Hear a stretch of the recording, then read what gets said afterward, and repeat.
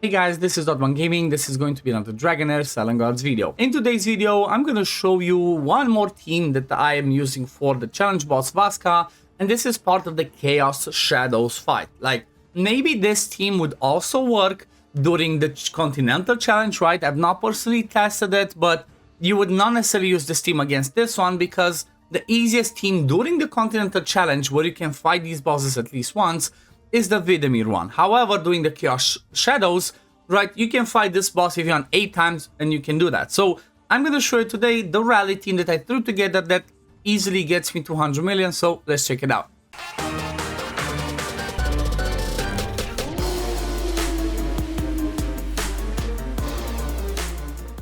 Now, unfortunately, I cannot actually have the team run in this one because, you know what, I kind of like I did a mistake of showing in the previous video the what's it called, the damage that I got, but I guess, you know, let me just quickly play this one out. Let me just put the volume down, but I can show you exactly the team that I'm using. This is, you know, the pre-recording that I did earlier today, but the team that I actually use, let me see, where's my rally team, where's the rally team? That's Dauntless. Okay, so this was pretty much the team that I used, and this is the positioning, right? So for the rally team, you're going to see I'm using Mithrasia, Verandor, Yola, Lorenthil, and then I'm also going to be using Filto. Now, I think this team works even without Mithrasia, right? I think you could just use Garius as the healer, and you should still be okay. If you don't have Thelendor as well, you can just use another rally one, or if you see that you struggle to survive, you can use, instead of Thelendor, you can use Catherine, right? Catherine, Garius, and honestly, just one damage dealer and someone like a Filto or a Huberg with a good enabler like Lorenthil or even Hedgio, you should be able to just straight up do the biggest damage, because the way that they kind of group up, you're gonna be having a lot of that AoE damage happening, and it should be pretty easy to deal with. Now again, unfortunately, I cannot quite show the run because I just put it in there and I can, you know, show the aura, and I quickly did a simulation, but I can still show you the skill timings. And honestly, you know what? I don't even think I had skill timings like for this one because it worked just fine. Now let me find exactly the team where it is. Was it number 3? Yep, number 3. You see that I pretty much left the full auto, right? Once you get to the Chaos Shadow phase, the fights become a lot easier because you get yourself 8 ton of those extra buffs. That's why for a team like this, you saw that they just were left full YOLO. They did whatever. They did the ultimates whenever they wanted, whenever they could, and it was still fine. I think I survived to like the end, or maybe the last AoE hit from the boss killed me. Now, if you see that you're struggling, then try to get YOLO on an 18 second recharge time, and then make sure she does this before the boss does the ultimate, so you have the attack penalty on him. After you do that, you're pretty much good to go. Now, the buffs that I'm talking about are obviously these ones, right? Once you get into Otherworld Exploration, just by doing some of those quests, right, getting some exploration progress, these stats are given as for being part of an alliance, right? You get more HP, attack, defense, accuracy, resist, attack, speed, enlightenment, crit rate, and crit damage. And wait, there's more: skill haste, total damage dealt, and damage reduction. So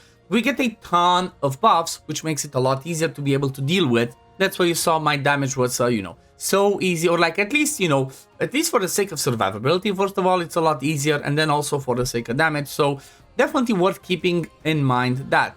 Now, let me just go ahead and show you the builds that I had on these people because they're, you know, gonna be pretty easy. Let me just find the exact team. There we go. So some of these are gonna be pretty standard as stuff what you might expect, some might not. So I guess let's look at it together. First of all, when you see the talent, I have nothing on Lorenthil, right? I have nothing on him, it still works. You could maybe just go with this one or go to the bottom one, anything that you feel like is gonna work, but doesn't really matter. Lorenthil is just in there to enable your main rally damage dealer. Mithrasia, I went down the middle ground just so she does a bit more healing based off of her HP, but also for the damage reduction. I really like this one. However, if you see that maybe her healing's not quite enough, you can try and go at the bottom side and just get this one. So when she does heal with her battle skill, if you use Mithrasia, she can land 2 of the recovery over time. But honestly, believes middle ground to be the best. Would be same thing for, you know, Garius or sorry, Catherine. It would be something similar. Filto up I went the top side. It kind of seemed, at least from what I tested, and for example in the Pillar of Resplendence, this one seemed to be the biggest damage output for rally people. So I kind of went the top side. Definitely worth keeping in mind. Same thing you see for him. Actually, let me just activate the last one. Same thing for Thelendor as my second damage dealer.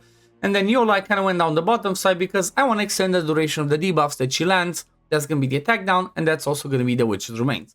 Now, let's have a look at the builds. So, let me see. Actually, I think I have to go and take myself into a fight just so I can load out the proper gear sets, because otherwise, you know, it doesn't quite let me. So, where should we go? Let me just go to Goblin's Lair and just throw the what's it called, the rally team, because you know what, actually at the end of the day, the rally are kind of like the best for this one. They just blast. There we go. Okay, and now let's go ahead and look at the builds. So Yola is going to be in a Brotherhood Spirit because, you know, she's going to be enabling, giving us a little bit more attack, and then she's obviously going to be the Witch's Remains wearer.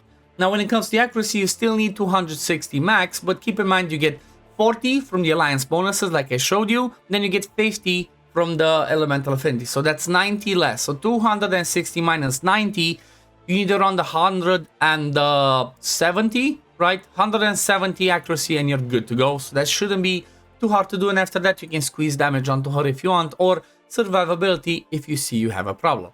Now when it comes to my Mithrasia, which again, Mithrasia doesn't necessarily have to be her, you can use instead of her Catherine, and you know, that build would be pretty much similar, or Garius, you know, almost same thing. Just with Garius, you have a different artifact. So I have on her Solar King's Horn, which would be the same if you use Catherine, still use the sword, so she can give a little bit more damage when she heals.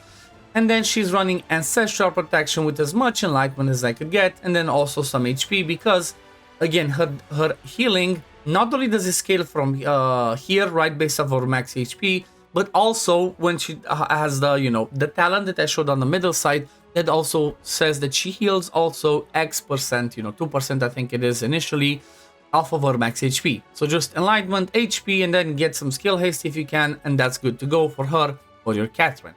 Then if you look at the main damage dealer Filto, he's running the Flute of the King. If you don't have the flute, just give him Eyeball of the Giant.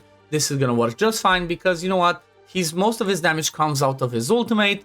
You're gonna see attack percent, crit damage, you know, just as much crit rate and crit damage and attack as you can get. But when it comes to the crit rate, actually, you don't need to get too crazy, because if this is only if you have Loranthil alongside your rally team, and this counts for all of your rally people.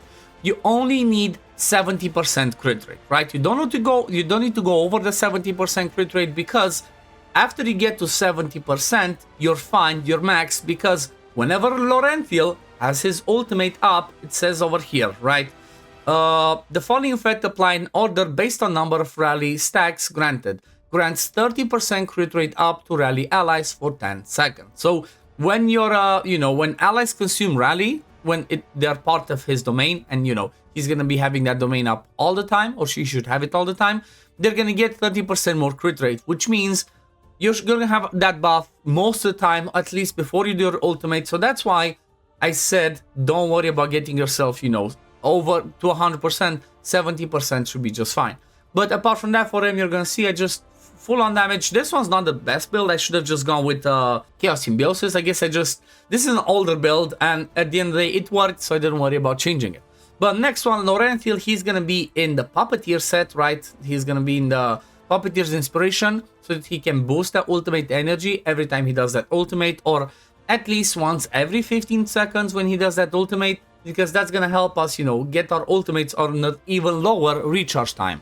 And apart from that, I just focused as much attack as I could on him, because I gave him the Dawn Organ Pipe, which is gonna be boosting Filto's damage by a lot. You're gonna see he has what's that, 6,000, almost 7,000 attack. That's a ton of attack that he's gonna be giving that to you know, all the ranged ones, which is gonna be Filto, Yola, and Mithrasia. It's not really gonna count for Mithrasia, but it works. Then the last one is gonna be again Thelendor. I randomly pulled one when I was doing summons a while back. Don't have his exclusive artifact, but you see, same principle. We should normally get a bit more crit rate on him, but I just gave him the Whisper of the Consumer. This is what worked for me. It works just fine.